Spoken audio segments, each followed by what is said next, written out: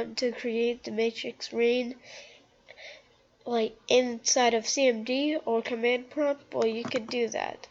So you need to right click on the desktop, go in new, and then text document. You name this whatever you want, like I'll name it matrix rain. Matrix rain. After you name it matrix rain, you need to open it, and then you need to paste this. I'll put it in the description because this is kind of long. So you stick this into the text document and click Save As.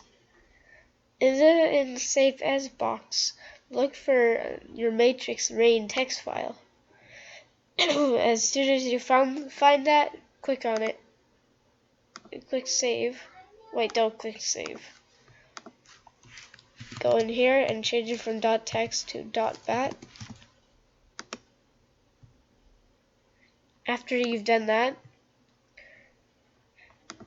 delete the text file, and now you get the same file except it's a .bat file. Click on it, and you got the matrix rain in your CMD. It's amazing.